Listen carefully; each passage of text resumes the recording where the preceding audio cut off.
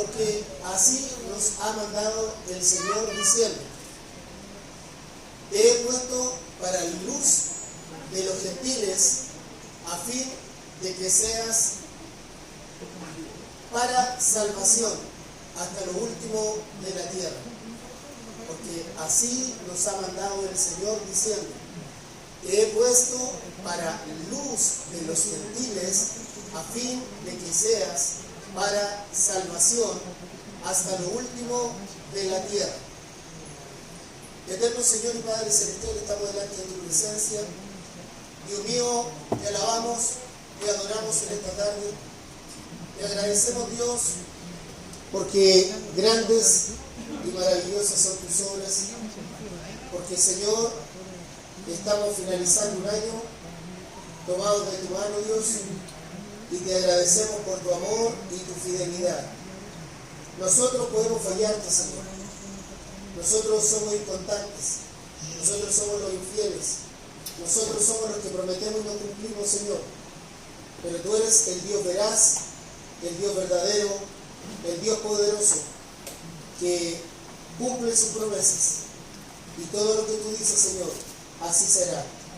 Padre amado, en esta tarde ruego una vez más que tu Espíritu Santo reine en nuestra vida, dirija toda nuestra atención, toda nuestra mirada, nuestros sentimientos y nuestras emociones, nuestra razón, en dirección a tu palabra, para que Cristo, el Señor, sea glorificado en nosotros.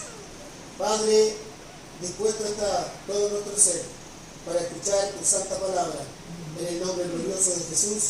Amén y amén. Pensando en este sermón, la verdad que buscaba muchos títulos. Había pensado en apartados para responder al llamado de Dios y a la necesidad humana, respondiendo a la necesidad humana, iglesia llamada Yo Voy, apartados, etc. Pero en algún momento me di cuenta que esto tiene que ver con la disposición. Y lo que vamos a ver hoy día tiene que ver con la disposición al llamado de Dios. Ni una persona puede tener un llamado seguro o puede tener la convicción clara del llamado que Dios le hace si primero no se ha convertido. Si no ha nacido de nuevo, no puede entender el llamado de Dios. Pero tampoco puede entender el llamado de Dios si no hay palabra, si no hay Biblia en su mente y en sus labios día a día. Por eso hoy día en la mañana una de las exhortaciones que hacía es que podemos tener infinidad de comentarios, infinidad de diccionarios bíblicos, infinidad de Biblias, pero eso no nos hace lectores bíblicos. El lector bíblico es aquella persona que permanentemente y de día en día escudriña la Escritura, abre la página de la palabra de Dios, se deleita en ella, profundiza en ella y busca la verdad que está en ella y que es ella como tal. Y a través de ella entiende cuáles son los principios para vivir cada día. Por eso es que hoy día vamos a conocer un recorrido en la vida del apóstol Pablo que se inicia en el capítulo 13 y que lo va a llevar por lugares donde él jamás se imaginó. Y por eso es que el versículo 47 declara que así nos ha mandado el Señor diciendo: te he puesto para luz de los gentiles, a fin de que seas para salvación hasta lo último de la tierra. ¿Cuál es el propósito? Y es lo que hablamos también esta mañana. ¿Cuál es el propósito para la vida de un creyente? Y analizamos 2 Timoteo capítulo 2, versículo 11 al 13. Y nos damos cuenta de lo que declaraba el apóstol Pablo. Y él decía: si vivimos, ¿cierto?, es porque el Señor vive. Si morimos, para el Señor estamos viviendo. Si lo negamos a Él, Él no nos niega porque Él es veraz. Él es fiel a su palabra. Entonces, establecíamos hoy día, a la luz de la palabra de Dios, que el propósito del Señor para nosotros no es otra cosa sino que se cumpla su perfecta voluntad en nuestras vidas. Y la voluntad de Dios sobre nuestra vida es con dolor y es con sufrimiento. Por eso que cuando las personas tratan de hacernos creer que la vida del cristiano es solo de éxito y de victoria, eso no es verdad, eso no es bíblico. Entonces, hoy día establecemos algunas frases célebres que se utilizan dentro de las iglesias y que son parte de la metafísica. Ya entendemos que la metafísica está fuera de toda lógica de la ciencia y más aún está fuera de toda lógica bíblica. Entonces yo le decía, cuando alguien te dice yo te profetizo, cuidado, porque ninguno de nosotros puede profetizar por voluntad humana, porque los santos hombres de Dios hablaron siendo inspirados por el Espíritu Santo. La 2 Pedro 1:21. Por lo tanto, toda profecía debe venir desde la palabra de Dios. Si no se ajusta a los principios de la palabra de Dios, eso no es profecía. Entonces, cuando alguien viene y nos dice, vienen tiempos mejores, tampoco. Cuando alguien nos dice, declara palabras de victoria, ni aunque usted diga lo que diga, eso va a tener fruto, porque eso se llama confesión positiva y es parte de la práctica de la metafísica. No es bíblico. No hay poder en nuestras palabras. O sea, él dice, hay poder en nuestras palabras para declarar y que se manifiesten las cosas. Eso no es bíblico. Porque si no tendríamos que anular, ¿cierto?, lo que el Señor enseñó en Mateo capítulo 6, versículos 5 al 13, y casi al final de ello, la oración modelo dice, hágase tu voluntad. Entonces, hoy es el día en que nosotros tenemos que hacer un balance, hermano. Tenemos que hacer un balance. Y un balance desde el punto de vista financiero es el momento en que nosotros entregamos un informe final que muestra cuánto tuvimos de ganancia o cuánto tuvimos de pérdida. ¿Dónde se filtraron? ¿Por dónde se filtraron esas ganancias? ¿O por dónde se filtraron esas pérdidas? Y ahí donde uno tiene que ver lo que tenía como bienes, lo que debía, lo que eran de alguna manera gastos, lo que eran de alguna manera ganancias. En otras palabras, ¿cuánta expectativa nos hicimos el 31 de diciembre del año 2018? ¿Y cuántas expectativas de eso el día 29 de diciembre de 2019 se lograron? ¿Cuántas de las cosas que nos propusimos rayaban en la fantasía y hoy día nos tenemos que enfrentar a la realidad? ¿Cuántos de los proyectos que estábamos haciendo para meses más tarde cambiaron su rumbo? Yo le decía a los hermanos hoy día que a veces la vida de nosotros, cuando llegamos al final de un año, pareciera ser como que nos subimos a un tren. Entonces el tren va pasando por distintas estaciones. Entonces algunos se bajaron en la estación del 2018 y no los vimos más. Otros fallecieron durante el año 2019, se bajaron esa estación y ya no siguen en el tren con nosotros. La vida del cristiano, hermano, sobre esta tierra continúa. No se acaba. No se acaba con la partida de un ser querido. La vida continúa. Y nosotros hemos sido colocados por el Señor en esta tierra para hacer su voluntad. Si unos días atrás una persona me decía, no, es que en mi trabajo, en mi BCI, y se pone la camiseta del BCI a morir, y le dije, oye, el día de mañana el BCI te va a pegar tu patada en el trasero con el filiquito y fuiste parte del recuerdo. ¿Es así, hermano? Es así. La vida continúa. Pero cuando uno entiende que nosotros fuimos apartados por el Señor, subraya esa palabra, apartados por el Señor para su gloria, la cosa es distinta. Por eso es que hoy día vamos a conocer 3 estados en la disposición, en esta disposición de nuestra vida al llamado de Dios. la primera muestra de disposición al llamado de Dios se llama, lo que dije hace un momento, apartado. Apartado. Mire, vaya por favor a Hechos capítulo 13, versículo 1. Vamos a conocer Chipre hoy día. Dice la palabra del Señor. Había entonces en la iglesia que estaba en Antioquía profetas y maestros. Qué bueno que la palabra del Señor haga ese alcance. Profetas y maestros. Porque no puede haber ningún profeta desapegado del maestro de la Biblia. Nadie puede profetizar si no hay personas eruditas o preparadas en la enseñanza de la palabra de Dios. Porque si no, ese profeta se arranca por los tarros. Y si es una persona emocional, puede llevar a una iglesia a una catarsis colectiva. Al extremo de hacernos creer que hoy día sobre esta iglesia van a volar elefantes así. A ese nivel. Entonces, dice ahí, capítulo 13, versículo 1. Había entonces en la iglesia que estaba en Antioquía profetas y maestros. Bernabé, Simón, el que se llamaba Níger, que traducido es el negro, ¿ya? Pero no se sienta alguien a medir, ¿ya? Lucio de Cirene, Manaén, el que se había criado con Herodes, el tetrarca, y Saulo, ¿ya? ¿Por qué se le llamaba Herodes el tetrarca? Entre paréntesis,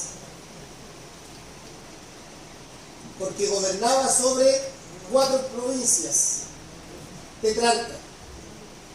Segundo versículo dice, ministrando estos al Señor y ayunando, dijo el Espíritu.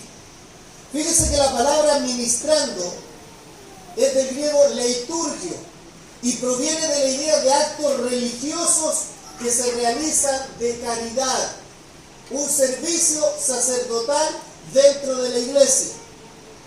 Dice, ministrando estos al Señor y ayunando, dijo el Espíritu Santo.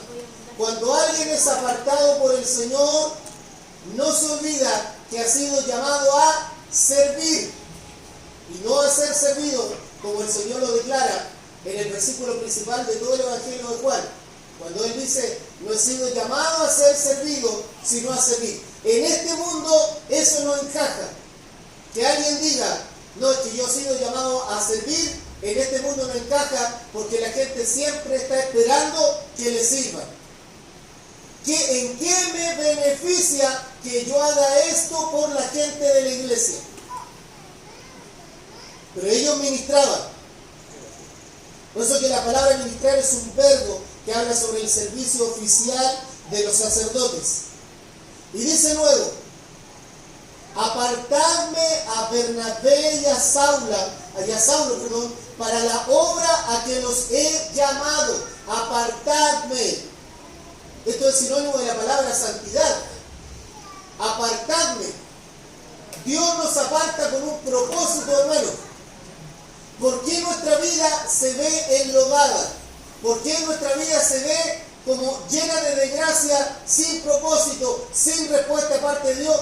Es porque sencillamente no entendemos que Dios nos apartó para su gloria. Y todo lo que nosotros hacemos es por Él y para Él. Yo no soy ministro del Evangelio simplemente porque me entregaron un cartón y lo enmarqué. Soy ministro de Dios porque Dios me llamó a servir a su iglesia. Y si usted dice, Dios me ha dado un ministerio, entonces la palabra ministerio es apartado para servir. Dios le llamó a usted para servir. Ninguna persona en la iglesia ha sido llamada al ministerio de la silla. No existe, hermano. Y Dios el día de mañana, cuando estemos delante de su presencia, si usted va a Mateo 24 en adelante, Dios nos va a pedir cuenta de lo que hicimos con lo que Él nos dio. Dios nos va a pedir cuenta por nosotros. Por eso Dios nos aparta. Y dice ahí, apartadme a Bernabé y a Saulo para la obra a que los he llamado. ¿A qué obra nos llamó el Señor? ¿Para qué nos apartó Dios? ¿Solamente para que el día de mañana lleguemos al cielo? No, hermano. El día que mi mamá, antes de partir, el último día que estuvo lúcida, hablé con ella y me dijo, ahora entiendo que Dios me ha dado la vida con un propósito. Y doy gracias al Señor haber hecho lo que Él me mandó. ¿Usted puede decir lo mismo? ¿Usted puede decir que Dios lo apartó a usted y que usted ha cumplido con el llamado para el cual Dios lo apartó? Usted que está terminando este año y que vamos a caer en la misma actitud de la gente mundana. Porque el mundano espera con ansiedad que se acabe el 31 de diciembre del 2019 y que llegue el 2020 para que se lleve todo lo malo. Oiga, hermano, si el reloj no tiene la culpa, si el reloj no marca nuestro destino, los astros no marcan nuestro destino. No lo marcan, por hermano. Cuando uno vive lejos de la voluntad de Dios, obviamente que su vida no puede ser de victoria, hermano. Y no me diga que porque tiene trabajo o porque tiene una buena posición social, porque vive de las Condes para arriba y no está ni ahí con el estallido social, usted me dice que no bien. Mientras Cristo no sea el Señor y Salvador de su vida, usted es un pobre, ciego y desnudo. Y no lo digo yo, lo establece la palabra de Dios en el libro Apocalipsis. Entonces, fuimos apartados, dice ahí, apartando a Bernabé y a Saulo para la obra que los he llamado. Entonces, habiendo ayunado y llorado, les impusieron las manos y los despidieron. Fíjese la actitud de estos hombres ante el llamado de Dios. Ayunaron y oraron. Por eso el apóstol Pablo decía, no pongan las manos con ligereza. Cuando Dios nos aparta, Dios marca las pautas de nuestra vida. Dios marca las pautas, Dios marca los tiempos. Una de las cosas que yo le daba gracias al Señor y día no entendía era, primero, miércoles 12, si no me equivoco, miércoles 11 de diciembre, 4:30 de la mañana, me llama la doctora, venga por favor, su mamá está partiendo. Cuando vamos hacia allá, mi esposa recibe un mensaje que dice la hermana que no te preocupes porque ya hay gozo en los cielos. Yo ya estaba preparado, hermano. Tuve el tiempo para despedirme de mi mamá. Dios prepara todas las cosas. Aún en la muerte Dios prepara todas las cosas. No es que la muerte es un segundo en la vida eterna. ¿No? A la vida eterna es un segundo y menos que eso. Dios prepara todas las cosas. Por eso es que cuando Dios nos aparta, nosotros tenemos que servirle a Él. Y ahí se nota, hermano, ahí se nota si somos cristianos o no. Porque cuando viene la crisis, se demuestra el carácter del cristiano. Cuando viene la crisis, se demuestra realmente quiénes somos nosotros. Antes no, hermano. Antes cuando tenemos pega, cuando tenemos auto, cuando nos va bien, etc., ahí podemos alabar a Dios, gozo, alegría. Pero que llegue el día de la escasez, o que nos toque despedir a un familiar, a un ser querido, que le toque despedir a su mamá, a ver si alaba a Dios. Ahí tiene que demostrarlo, hermano. Si nosotros fuimos apartados para Él, antes de la fundación del mundo, el Señor tenía todo preparado, nos apartó para Él. Y si Dios nos apartó para Él, nosotros tenemos que hacer su voluntad, hermano. Si no vivimos la voluntad de Dios, nuestra vida va a ser un fracaso, hermano. Un continuo fracaso. Porque fuimos apartados para Él. Dice luego, versículo 4.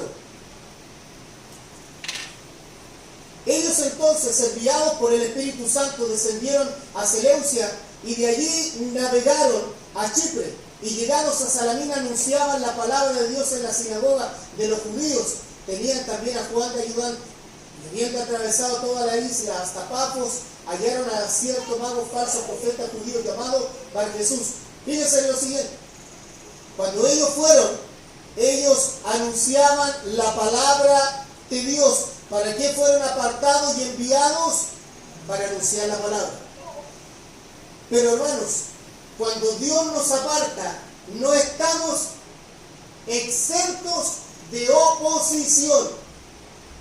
No estamos exentos de oposición. Fíjense lo que dice el verso 7. Que estaba con él, con el procónsul Sergio Paulo, varón prudente. Este, llamando a Bernabé y a Saulo, deseaba oír la palabra de Dios, pero le resistía Elimas, el mago, pues así se traduce su nombre, procurando apartar de la fe al procónsul. Entonces Saulo, que también es Pablo, lleno del Espíritu Santo, fijando en él los ojos, dijo: oh, lleno de todo engaño y de toda maldad, hijo del diablo, enemigo de toda justicia, ¿no cesarás de trastornar los caminos rectos del Señor? Ahora pues aquí la mano del Señor está contra ti, y serás ciego y no verás el sol por algún tiempo. E inmediatamente cayeron sobre él oscuridad y tinieblas, y andando alrededor buscaban quien le condujese de la mano. Si ese Saulo de Tarso, ese apóstol Pablo, estuviera hoy día, sería encarcelado por los derechos humanos. Lo tendrían preso, por hermano. Miren lo que hizo. Por aplicar la justicia de Dios, dejó a un hombre ciego.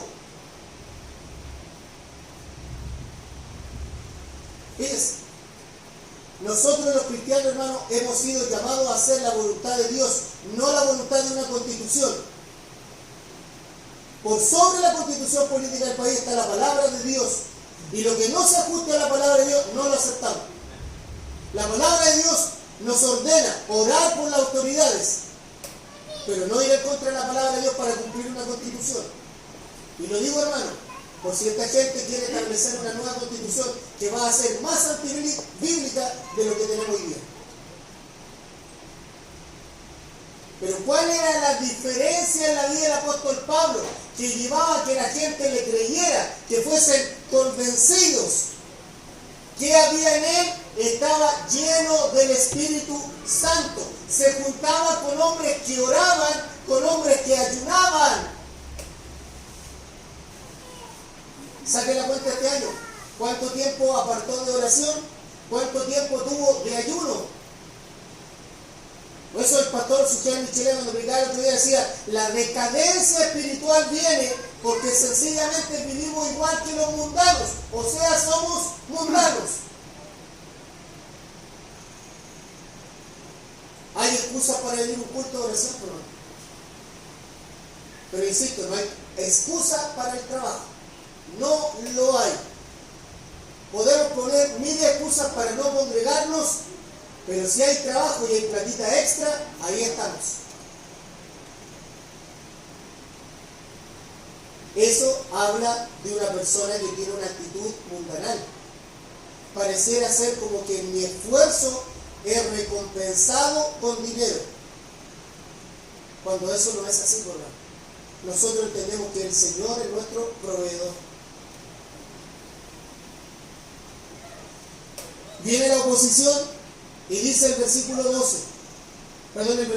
11: ahora pues, he aquí la mano del Señor está contra ti, y serás ciego y no verás el sol por algún tiempo. Inmediatamente cayeron sobre él oscuridad y tinieblas, y andando alrededor buscaban quien le condujese de la mano. Ante la autoridad que había del apóstol Pablo,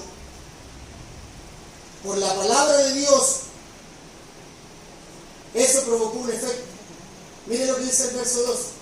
Entonces el procónsul, viendo lo que había sucedido, creyó, maravillado de la doctrina del Señor. ¿Qué enseñaba el apóstol Pablo? ¿La doctrina de quién? Lo que hablábamos en la mañana. Se le estudió en una universidad si el amor, el perdón y la salvación eran doctrinas de Pablo. Entonces dijeron: dos de esas no son doctrinas de Pablo, porque él habla sobre la justificación. Entonces dijo: según este tal comentario, no, según la Biblia. ¿Qué es lo que enseña Pablo? Si enseña amor en 1 Corintios capítulo 13, si enseña perdón en Hechos capítulo 8, versículo 9 en su propia vida, y si es salvación en todo, desde el libro romano hasta el último libro de Filemón. Incluso el libro de Filemón es el libro del perdón. Y yo decía, si tú me dices que esas no son doctrinas de Pablo, entonces ninguna es doctrina de Pablo, ninguna. Porque la doctrina es del Señor. Ahora, la fidelidad de Pablo al llamado de Dios llevó a que un procónsul, una autoridad romana, creyera en la maravilla de la doctrina del Señor. Fíjense, Dios nos llamó a nosotros, nos apartó para que gente creyera en las maravillas de la doctrina del Señor, no en las sanidades, no en la expulsión de demonios, no, en la doctrina del Señor. ¿Y cuál es la columna vertebral de la doctrina del Señor? Por cuanto todos pecados están destituidos de la gloria de Dios. ¿Sí o no? Eso es doctrina. Estamos todos destituidos de la gloria del Señor por causa de nuestro pecado. Pero luego dice, Romanos 6:23, dice Romanos 6:23, porque la paga del pecado es muerte, pero la dádiva de Dios es vida eterna en Cristo Jesús, Señor nuestro. ¿Y qué nos dice 1 Timoteo 2:5? Que hay un solo Dios y un solo mediador entre Dios y el hombre. Doctrina bíblica. ¿Y qué dice Romanos 10:9? Que si confesares con tu boca que Jesús es el Señor y creyeres en tu corazón que Dios le levantó a los muertos, serás salvo. Oye, que sabe Biblia el pastor. ¿Y usted, hermano? ¿Cuántos comentarios se sabe? Biblia, hermanos. Un principio hermenéutico es que la Biblia se interpreta por sí sola. No necesita comentario. ¿Por qué a Pablo le creyeron? Porque Pablo se ajustaba a la doctrina del Señor. ¿De dónde venía? De lo que recibieron los otros apóstoles y del Señor mismo, ¿verdad? Se ajustó a las enseñanzas del Señor. Entonces, si fuimos apartados para el Señor, es para predicar la palabra genuina. ¿Qué promesa le hemos dado a la gente cuando le hablamos del Señor? ¿Qué le dice usted a la gente cuando le habla del Señor? Ven a Cristo, que Cristo sana. Y si el Señor no lo quiere sanar, y ese mismo día se lo lleva a su presencia. A mí me tocó, mientras fui a ver un día a mi mamá, de una mujer que estaba falleciendo al lado de ella. Y estaba la hija llorando ahí. Y pidió que le trajeran un cura para hacerle la extrema unción. Y le dije, no. Ya mi mamá está mal y no lo quiere, pero aquí hay un alma que puede partir de la eternidad sin Cristo. Y la extrema unción no salva a nadie. La extrema unción lo único que hace es condenar más a la persona. Así que yo fui donde estaba la persona, andaba deportiva, andaba con un silbato acá. Pero esa alma tenía que ser salvada, hermano. Y la hija que estaba llorando ahí tenía que recibir a Cristo como Señor y Salvador. Entonces doy gracias al Señor porque un alma partió de la eternidad con Cristo, hermano. Y le decía a la señora, hoy Dios te puede sanar, pero lo que Dios quiere es salvar tu alma para que parte la eternidad con Él. Repite estas palabras conmigo. Invita a Jesús a tu corazón. Que si confesares con tu boca que Jesús es el Señor y creyeres en tu corazón que Dios levantó de los muertos, serás salvo. Hoy día los evangélicos parecemos verdaderos repartidores volantes. Toma, Cristo te ama, Cristo te ama, Cristo te ama, Cristo te ama. Eso no es evangelizar, hermano. Eso no es evangelizar. Evangelizar es llevar, es convencer por la palabra. Eso es redarguir con fundamentos, cambiar la forma de pensar de la gente por la palabra de Dios. Pero si no hay ayuno, no hay oración, ¿qué se convierte? Iglesia hoy día liderazgo. Esta iglesia este año se fue a pérdida porque no hubo bautismo. No hubo bautismo, por lo menos. ¿Y dónde están sus vecinos? O vamos a caer en lo mismo que caen muchas iglesias y dicen, oh, este pastor que es bendecido tiene 1500 personas. Sí, pero casi más del 90% son de otras iglesias, por mano. Gracias al 90% tienen radio y tienen televisión. Pero no son de su congregación. No fueron ganados evangelizando. Se fueron para allá porque había más luces y la música se escuchaba mejor. Y aparte que el pastor le soba la espalda con lo que predica. Entonces dice que van a nuevos niveles, que vienen nuevos tiempos. No vienen buenos tiempos, por hermano. No vienen buenos tiempos. El año 2020 va a ser peor que el año 2019. Y no estoy haciendo una declaración de la persona. Las estadísticas sí lo señalan. Pero el pueblo de Dios fue apartado para evangelizar.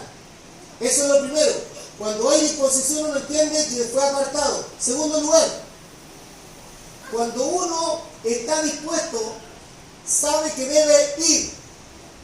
Y mire, vamos a Hechos capítulo 13, versículo 13.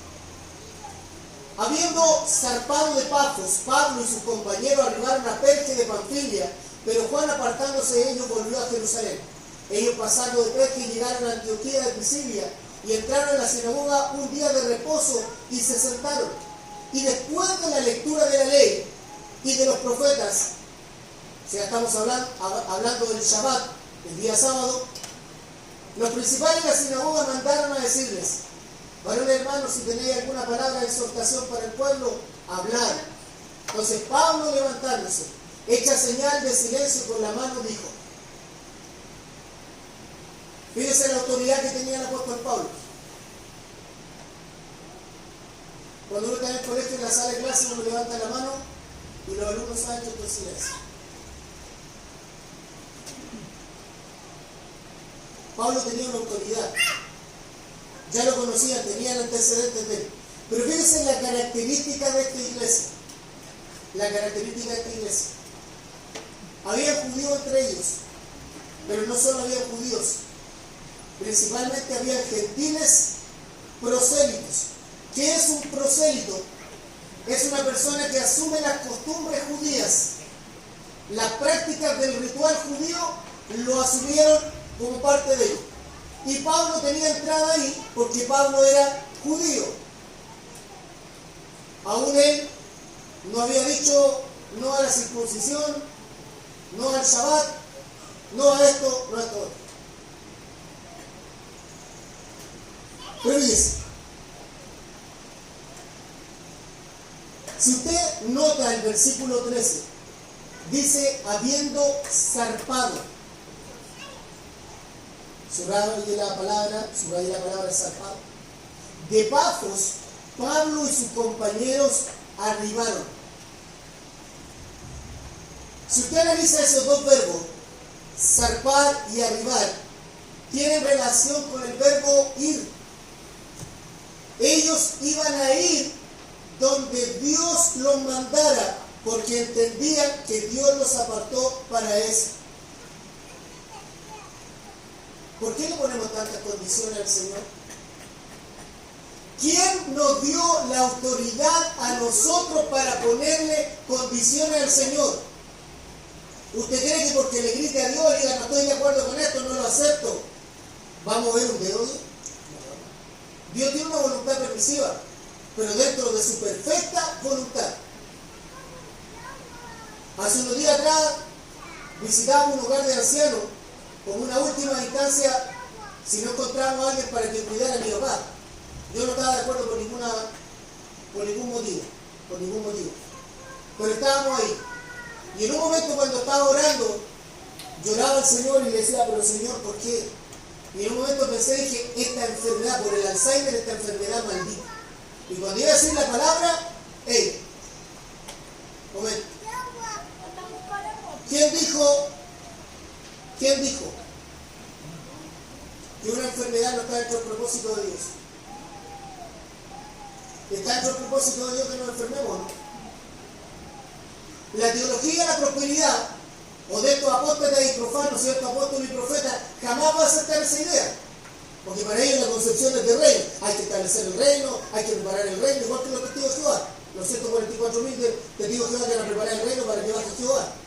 Entonces, los que hablan sobre el reino quieren eso mismo, que se establezca el reino y las riquezas de Dios vengan sobre nosotros y todo. Díganme ustedes, los primeros cristianos vieron la muerte, ¿no? ¿Vieron la muerte o no? ¿Sí la vieron o no? ¿La hemos visto nosotros? No. Nosotros no hemos visto muerte como ellos. Y nos llega una enfermedad terminal y ya estamos reclamando. Cuando usted lee el libro de John Fox, el libro de los mártires, usted ve a hombres despedazados o a hombres ser testigos oculares de la muerte de sus pequeños hijos devorados por bestias. ¿Usted cree que ellos reclamaron a Dios? Lo alabaron. Lo alabaron. Este año hemos tenido momentos difíciles en términos personales, han pasado desgracias. ¿Y usted de inmediato reclama? ¿Acaso para nosotros la muerte no es victoria, hermanos? La muerte para nosotros es victoria. Una enfermedad para nosotros es algo circunstancial en el propósito de Dios. Pero para nosotros los que entendemos el llamado de Dios, una persona que no entiende el llamado de Dios, para esa persona todo es desgracia. Hace una semana atrás, cuando estábamos en el hospital, mi mamá estaba y se veía muerte, estaban unas tías, unas primas, y todos llorando, pero hermano, desconsolados. Y yo, que era el hijo, tenía que tranquilizarlo a ellos. Al extremo, hermano, que el día de la sepultación, la mayoría se acercaron cuando ya iban a cerrar la tapa de la urna para despedirse, se iban a poner a llorar. Le dije, oiga, no llore más si ella ya no está ahí. Lo que queda de ella es su cuerpo, pero su alma está en la presencia de Dios. Y a la persona que ustedes ven ahí, cuando el Señor el día de mañana la resucite, la vamos a encontrar por glorificada. Y no lo digo yo, lo dice la palabra, y Dios no es hombre para mentir. Amén. Amén. Listo. Chao. Y todos cantando y alabando al Señor, por menos. Porque para nosotros, cuando Dios nos ha apartado, nosotros tenemos que ir donde Dios nos manda. Si no, nuestra vida va a ser igual que los animalitos, sin rumbo, sin propósito. Así va a ser nuestra vida, sin ningún propósito en este mundo. Qué terrible, hermano, pensar que hay que pagar cuentas, que quiero comprarme esto y no lo puedo tener. Por eso valga el estallido social, porque con eso alcanzaremos una educación de calidad. Mentira. Esto ha sido siempre. Pero cuando uno entiende el llamado de Dios que ha sido apartado por Él, uno ve la vida de otra manera, hermano. Mire, versículo 17.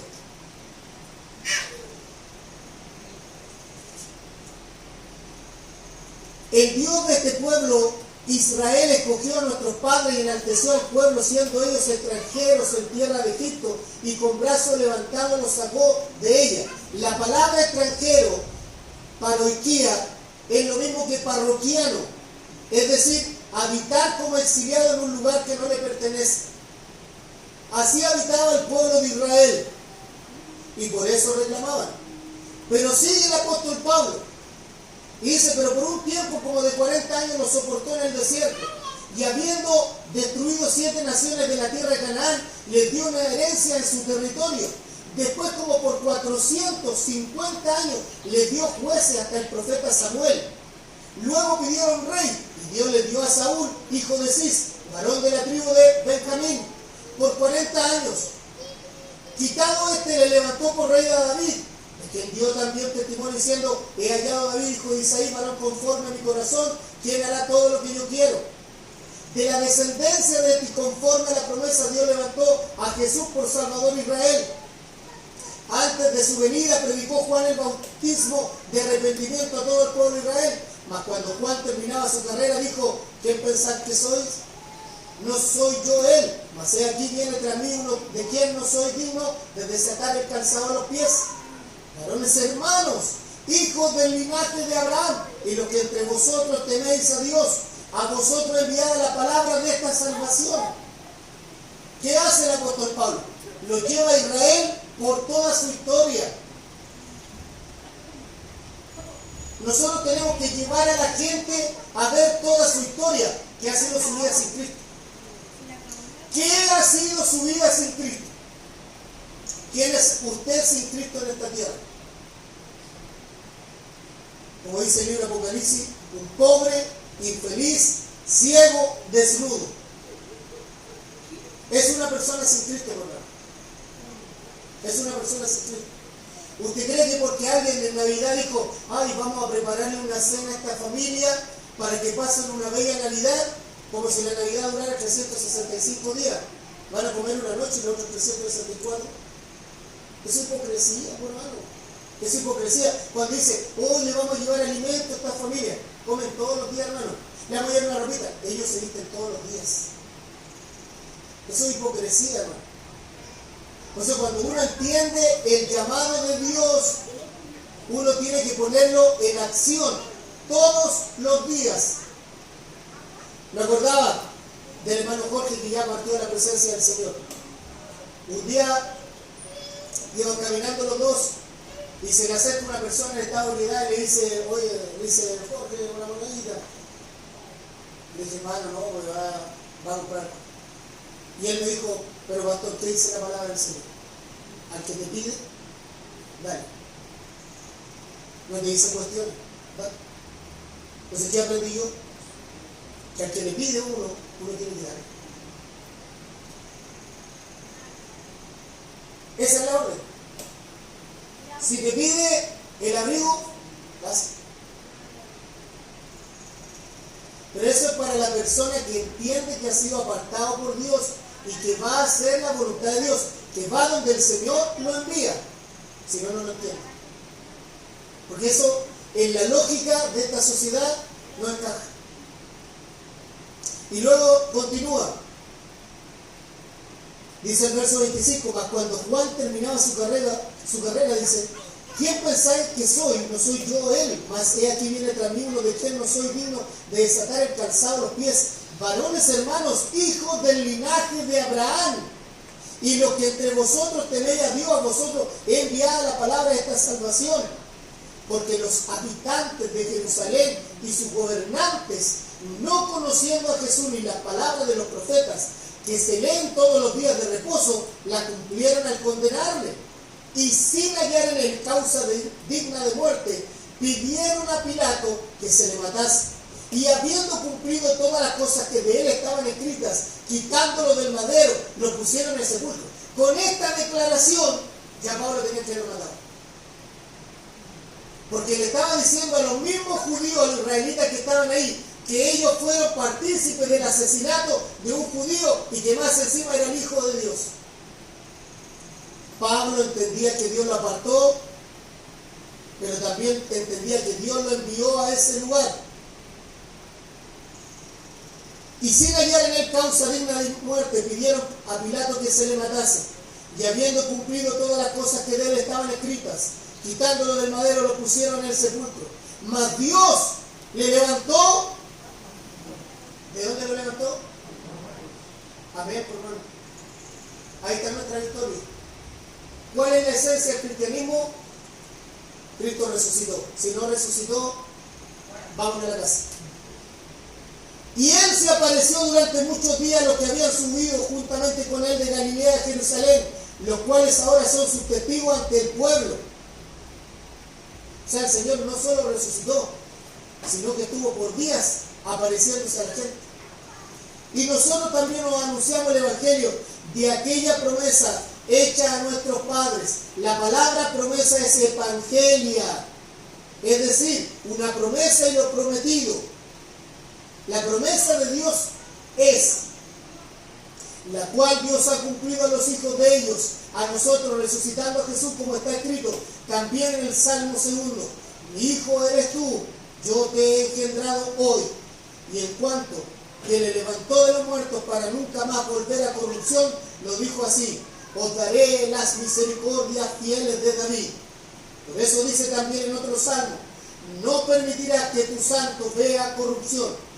Porque a la verdad David, habiendo servido a su propia generación, según la voluntad de Dios, durmió y fue reunido con sus padres y vio corrupción. Mas aquel a quien Dios levantó no vio corrupción.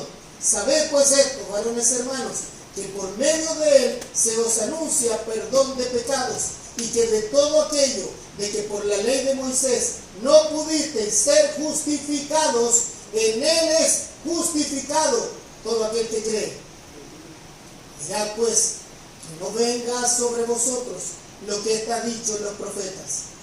Mirad, oh menospreciadores, y asombraos y desapareced, porque yo hago una obra en vuestros días, obra que no creeréis si alguien os la contara. Fíjense, esa declaración que hace el apóstol Pablo era para llevarlo a la muerte, pero Pablo no tenía miedo. Él sabía para qué fue apartado. ¿Usted cree que en el colegio en el que yo trabajo, Dios me apartó para que fuera un profesor y estuviera 30 años enseñando solamente? No. Del día que Dios me llamó a las aulas, cientos de niños, adolescentes y jóvenes han recibido a Cristo como Señor y Salvador. Para eso Dios me llamó. A través de una clase expositiva, con actividades, con distintas metodologías, muchos han recibido a Cristo como Señor y Salvador. ¿Y en su trabajo? ¿Y en su trabajo? ¿Sabe por qué su trabajo es agotador y es estresante? Porque usted vive igual que el Adán del Génesis capítulo 3. Usted vive bajo el modelo del antiguo Adán, pero no bajo el modelo del nuevo Adán. Porque el antiguo Adán, espinos y cardos te producirá la tierra. Con el sudor de tu frente conseguirás el fruto. Pero en el nuevo Adán no, hermano. Aunque el trabajo sea estresante, es el que Dios me dio. Y en ese lugar yo glorifico al Señor. Por último, y en tercer lugar, Pablo, al ser apartado y ser llevado por el Señor, entiende que ahora el Evangelio toma otro rumbo. Va a llegar a los gentiles. Versículo 42. Cuando salieron ellos de la sinagoga de los judíos, los gentiles le rogaron que el siguiente día de reposo les hablasen de estas cosas. Y despedida la congregación, muchos de los judíos y de los prosélitos piadosos siguieron a Pablo y a Bernabé, quienes hablándoles les persuadían a que perseverasen en la gracia de Dios. Prosélitos piadosos. La palabra piadoso era temeroso de Dios.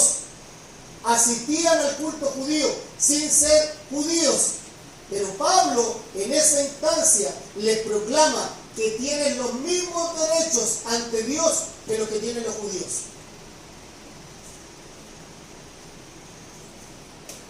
El siguiente día de reposo se juntó casi toda la ciudad para oír la palabra de Dios.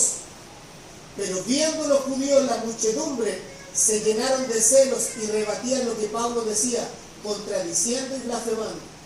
Entonces Pablo y Bernabé, hablando con denuedo, dijeron: a vosotros a la verdad era necesario que se os hablase primero la palabra de Dios, mas puesto que la desecháis y no os juzgáis dignos de la vida eterna, he aquí nos volvemos a los gentiles. Fíjense, o sea, el apóstol Pablo no se queda callado. El apóstol Pablo entiende que en ese momento se abre la puerta a los gentiles. Y por eso que él se convierte en el apóstol de los gentiles. Y su vida ministerial es mucho más trascendente que la misma del apóstol Pedro. Porque el apóstol Pedro lo único que se encarga es de presentar el evangelio entre los judíos. Pero Pablo dice: yo voy a todos, donde el Señor me manda. Qué bello es, hermano, cuando uno entiende que el Señor es el que nos manda, que el Señor es el que ordena, el Señor es el que nos guía, y Él sabe a dónde nosotros tenemos que ir. Porque miren, dice el verso 47, porque así nos ha mandado el Señor diciendo: te he puesto para luz de los gentiles, a fin de que seas para salvación hasta lo último de la tierra. Los gentiles, oyendo esto, se regocijaban y glorificaban la palabra del Señor y creyeron todos los que estaban ordenados. ¿Para qué? Subraye por favor eso. Todos los que estaban ordenados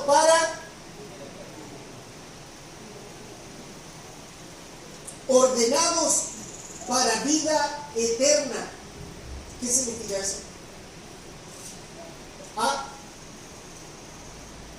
No lo escucho. ¿Qué significa que estaban ordenados para vida eterna?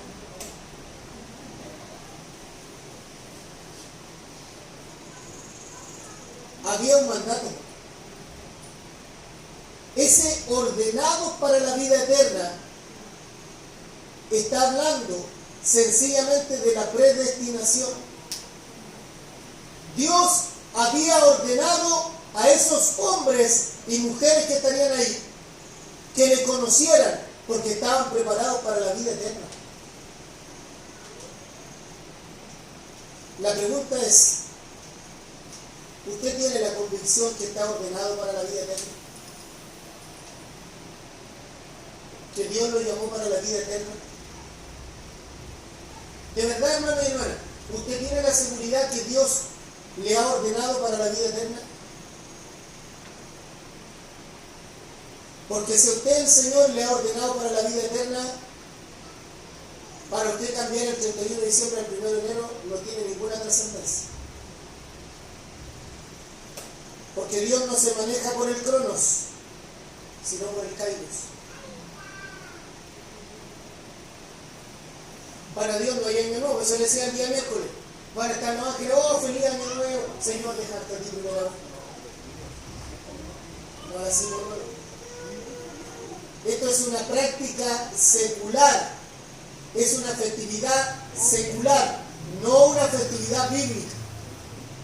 Por eso cuando nos reunimos el 31 de diciembre en la iglesia, es porque nosotros de verdad entendemos que este año nos lo ha dado el Señor. Y lo que viene ahora también lo preparó el Señor. Y como fuimos llamados y apartados por el Señor, nosotros queremos comenzar el año con el Señor.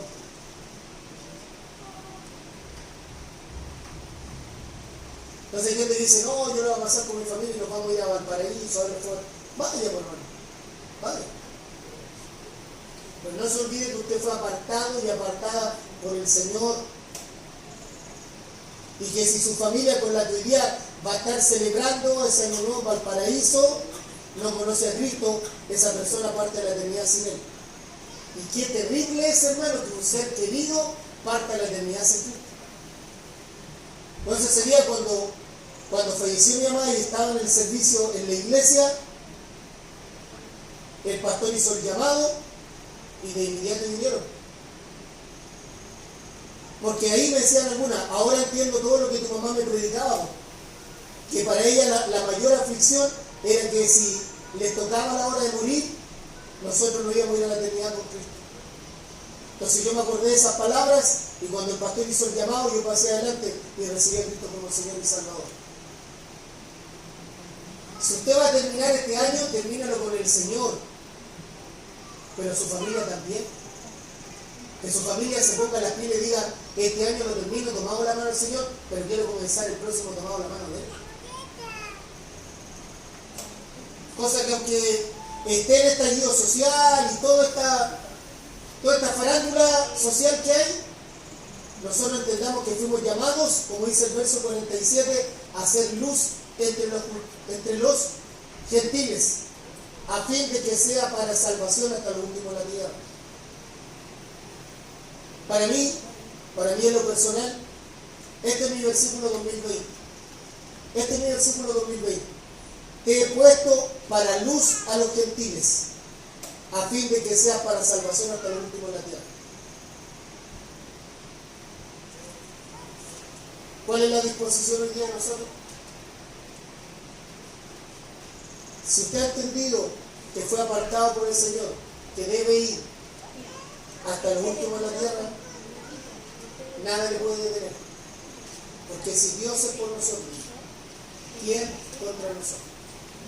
Pongámonos de pie. Eterno Dios y Padre Celestial, te alabamos y te adoramos esta tarde. Te bendecimos, Señor, porque tú eres fiel. Grandes y maravillosas son tus obras. Hoy tu palabra ha sido predicada. Hoy, Señor, una vez más hemos recibido lo que usted nos quería hablar. Hemos sido apartados del mundo. Hemos sido apartados para su gloria. Hemos sido apartados para ir y ser luz entre los gentiles, entre los que no te conocen. Amado Dios, tenga de nuestra vida misericordia. Señor, si no hemos hecho su voluntad, si hemos prometido y no hemos cumplido, si hemos de alguna manera, Señor, nos hemos afanado y hemos dejado de hacer lo que usted nos ordenó, Señor, tenga de nuestra vida misericordia. Usted sabe, Señor, que muchos economistas y muchos expertos hablan de que el próximo año no va a ser un año bueno. Pero, Señor, tu palabra establece, aunque el trigo no dé su pan, aunque la higuera ya no dé su fruto, yo confiaré en Jehová. Yo confiaré en el Señor, porque Él proveerá, Él me sustentará, Él me ayudará. Aunque ande en valle de sombra de muerte, no temeré mal alguno, porque tú estarás conmigo. Porque los que fuimos apartados para ti, Señor, hemos sido llamados a ser luz en medio de las tinieblas, para llevar la salvación en medio de un pueblo que vive sin esperanza. Padre amado, hoy estamos delante de tu presencia. Hoy, Señor, una vez más, yo ruego, Dios, que perdones nuestras malas acciones, que perdones nuestro egoísmo, que nos perdones, Señor, cuando no hemos creído dueños de nuestros bienes, dueños de nuestro tiempo, dueños de nuestra familia, y te los hemos negado, Dios. Todo lo que somos, todo lo que tenemos, a ti te pertenece, Dios. Que tu amor, reflejado en misericordia, inunde nuestra vida en esta tarde. En el nombre glorioso de Jesús. Amén y amén. Alabamos al Señor.